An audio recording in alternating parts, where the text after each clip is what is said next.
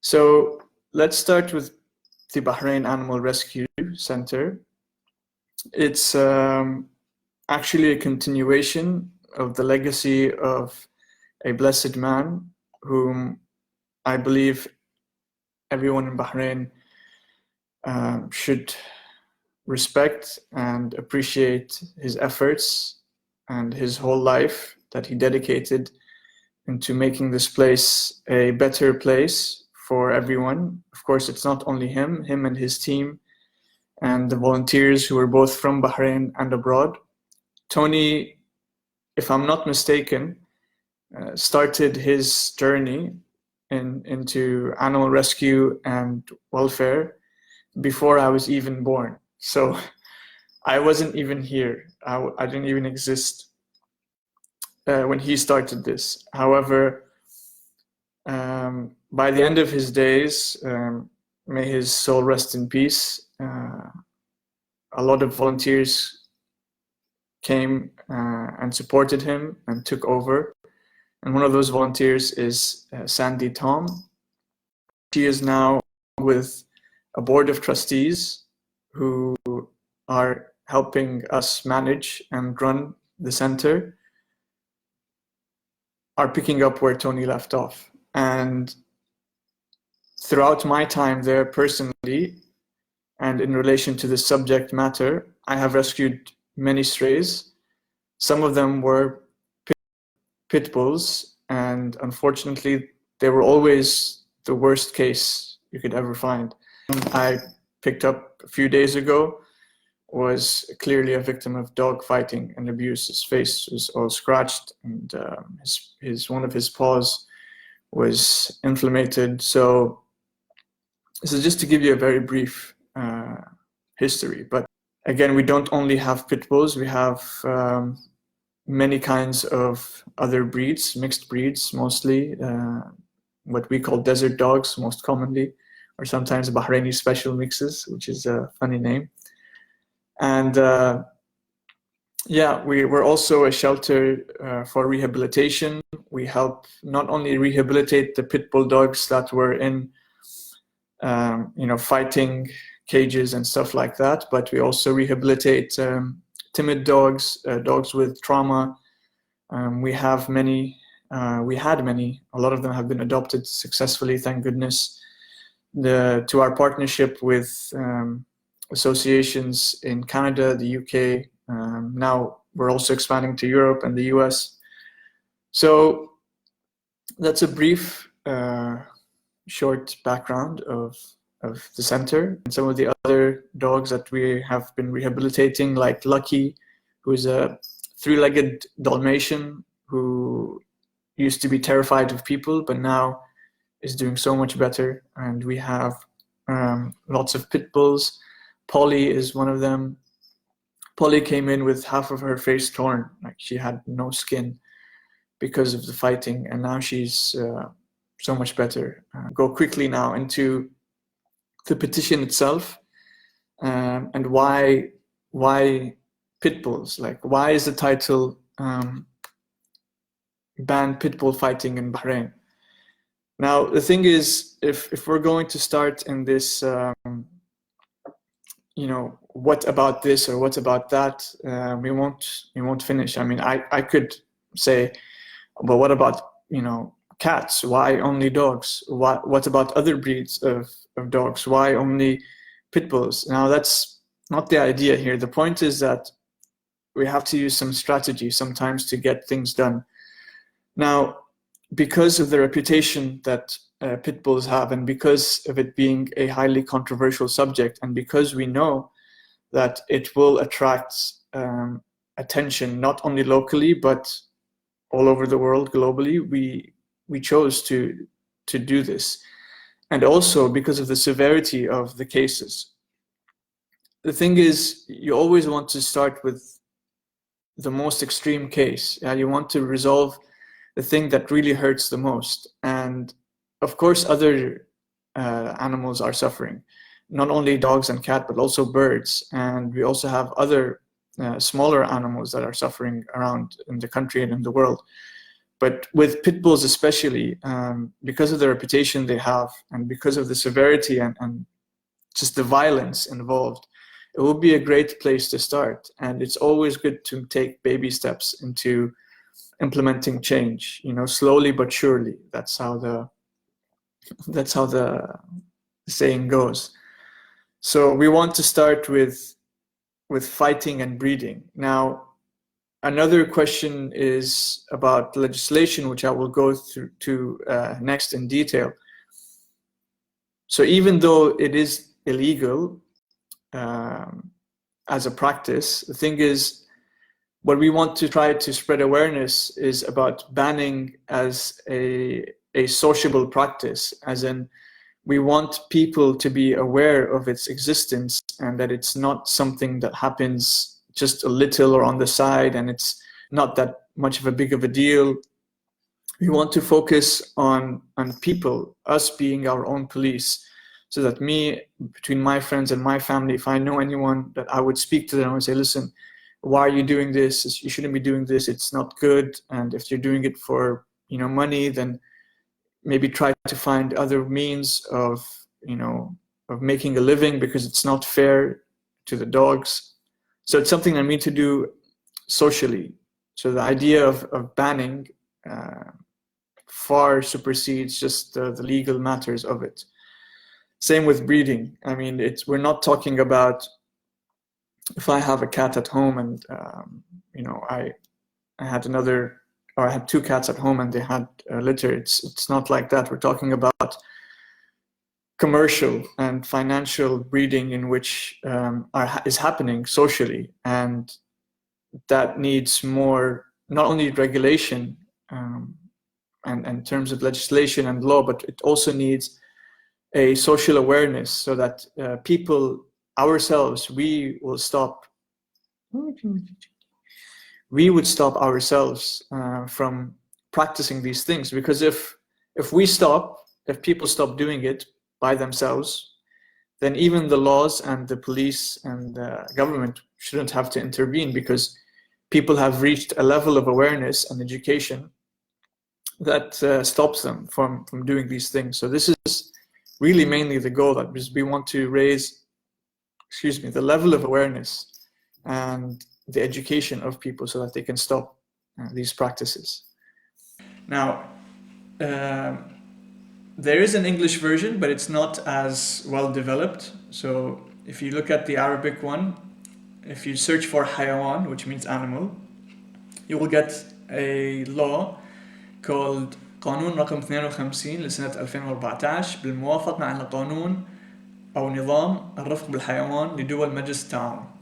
So in English, it's the law number 52 of 2014 in accepting to join or to adopt the law or regulation of animal welfare, which the GCC wrote. Now, if you go, you will find this was published in the official gazette, because all laws and regulations and executive orders must be published in the official gazette, or else they will not have the enforceability or the eligibility to be enacted as law.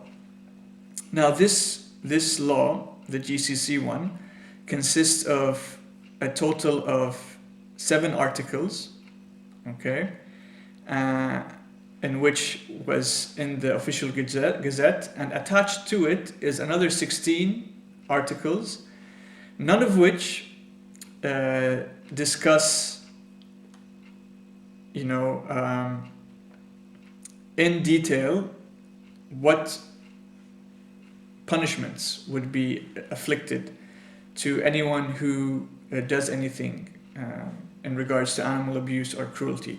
It does mention it as a point that it should not be done, and it also mentions things about competition, or displaying animals for commercial purposes or other purposes, which is in Article 8 and Article 7.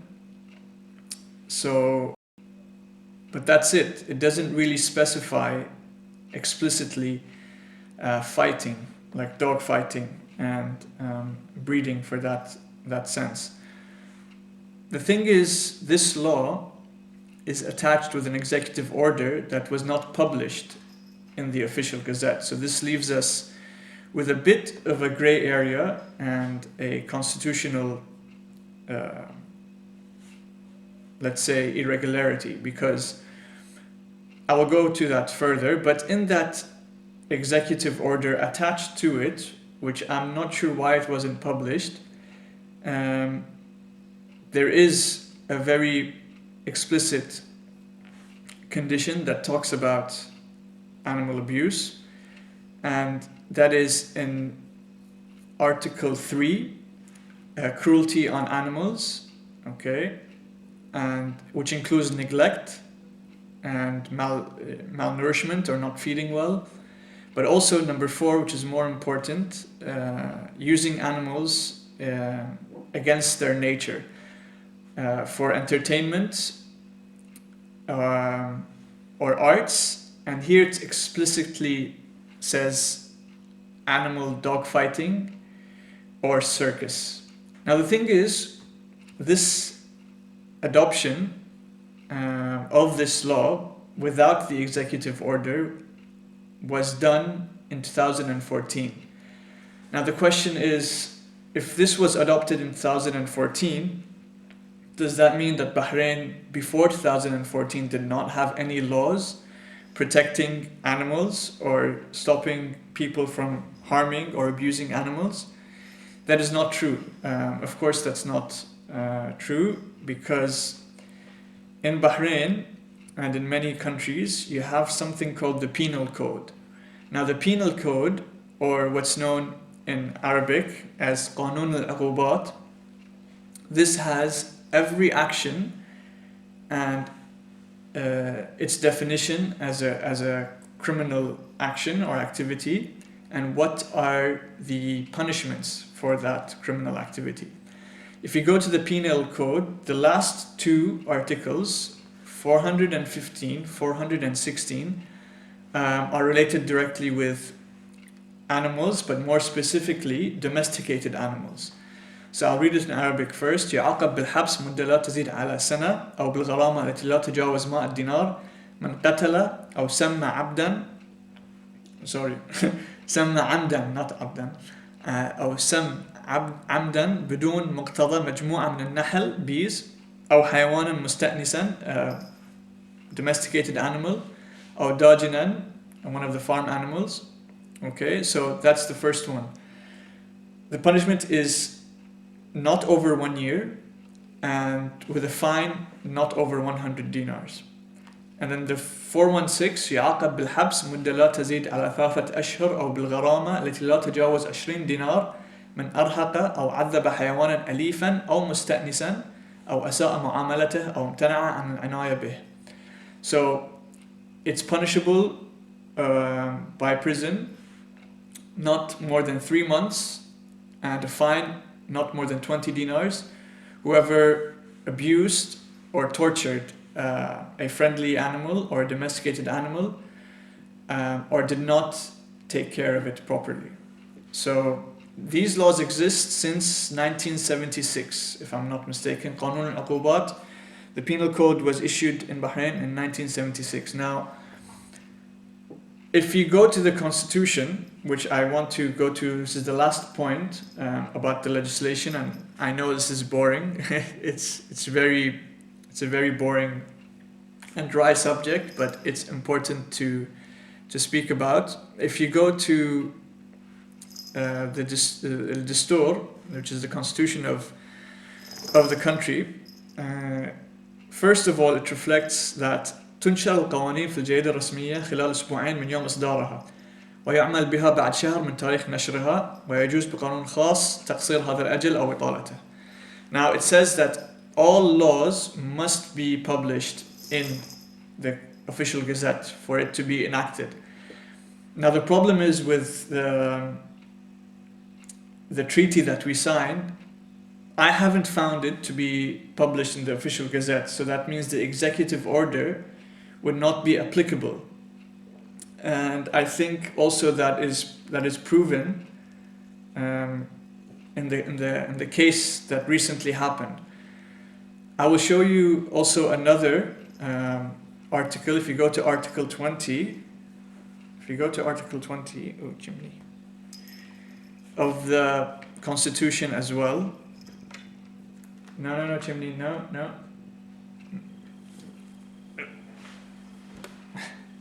If you go to Article 20, لا جريمة ولا عقوبة إلا بناء على قانون. So this is a very important constitutional right. No crime and no punishment, only based on a law or legislation. So without this treaty being fully enacted in law, it will not apply in Bahrain. And even if it was, the executive order itself does not stipulate any punishments. So the penal code, قانون العقوبات في البحرين, must be amended in order to have the two terms which were specifically mentioned, سرق ومصارعة الحيوانات. I think was it مصارعة? Let me double check. حلبات المصارعة, the rings of wrestling, okay, they need to be amended in the penal code for it to actually take effect.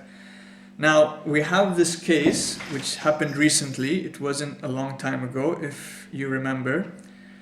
There was man filmed abusing dog on video, spared jail time. Now, if you remember the code that I said, not more than 1 year and not more than 3 months.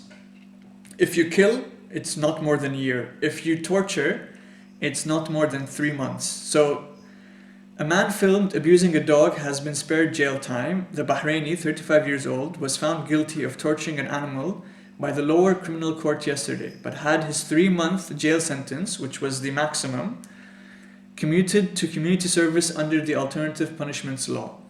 Now, see, this is another thing. Even though we do have the law in place, a judge can, if certain penalties or punishments are under a certain roof, let's say, it can be transferred into community service.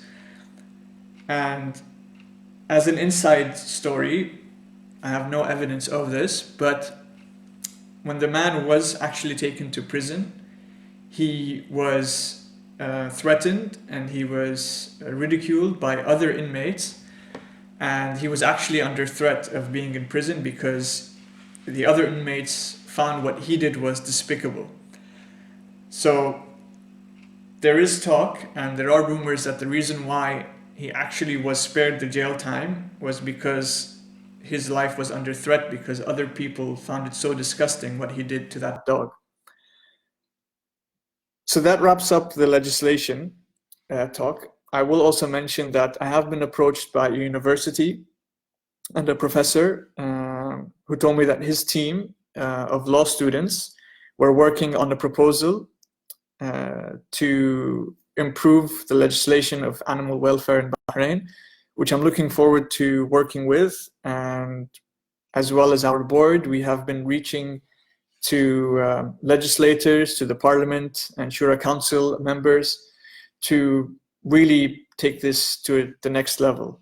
And yeah, that's really it for Bahrain. What I want to talk about now is, in conclusion, what the world is doing and how things are in the world. First, it's important to mention that until today, and according to my research, I might be mistaken, there is no worldwide treaty governing the protection of animal welfare. There is a proposal, though, which is called the Universal Declaration of Animal Rights, and that is still being lobbied and trying to be passed through the UN. And it was presented to UNESCO, and there is also the World Society for Protection of Animals and the ASPCA who are working on something like that. And there is also something called the International Convention for the Protection of Animals. All have not been enforced yet, but in the works. So even internationally, even when you go to international treaties, I have not found Bahrain being a signatory to any animal welfare international treaties. So that's not happening. What else? Yes, the petition. Let's go back to the petition. So there was a previous petition actually that was launched. I don't know if I can see the date. Also on change.org, that was more broad, was about stopping animal abuse, dogfighting, gambling, illegal breeding, importing of huskies and pit bulls, and having a shelter. This had about 4.5K,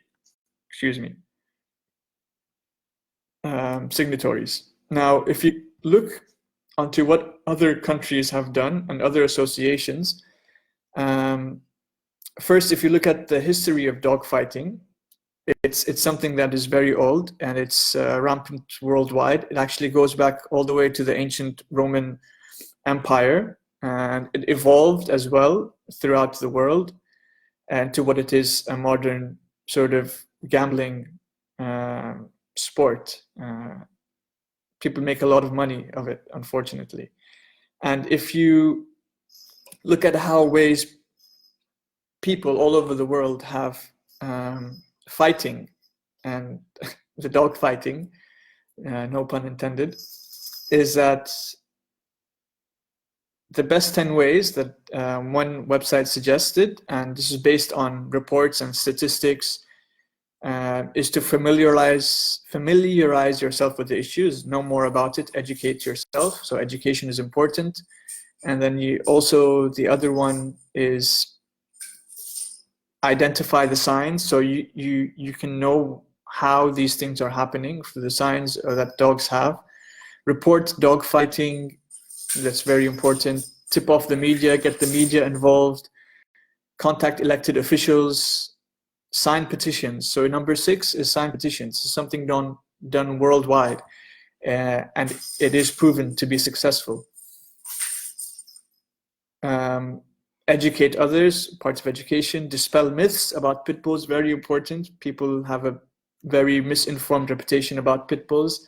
Support local shelters and rescues as well, and volunteer for animal rescue teams. In Bahrain, we're doing all of these things. Honestly, we're taking all these steps together. And I personally don't feel that one step is less important than the other.